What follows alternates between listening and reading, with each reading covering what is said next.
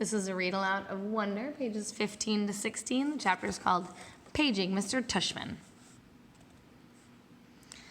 I would have been more nervous about meeting Mr. Tushman if I'd known I was also going to meet some of the kids from my new school.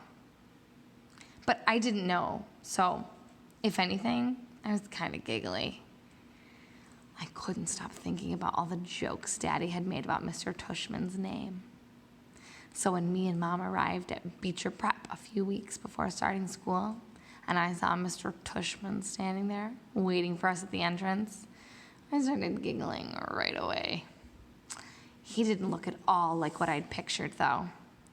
I guess I thought he would have had a huge butt, but he didn't. In fact, he was a pretty normal guy. Tall and thin. Old, but not like really old. He also seemed nice. He shook my mom's hand first. "Hi, Mr. Tushman. It's so nice to see you again," said Mom. "This is my son, August." Mr. Tushman looked right at me and smiled and nodded. He put out his hand for me to shake. "Hi, August," he said totally normally. "It's a pleasure to meet you." "Hi," I mumbled, dropping my hand into his hand while I looked down at his feet. He was wearing red Adidas. "So," he said, kneeling down in front of me so I couldn't look at his sneakers, but I had to look at his face. "Your mom and dad have told me a lot about you." "Like, what have they told you?" I asked. "Sorry?" "Honey, you have to speak up," said Mom. "Like what?" I asked, trying not to mumble. I have to admit, I have a bad habit of mumbling. "Well, that you like to read," said Mr. Tushman, "and that you're a great artist."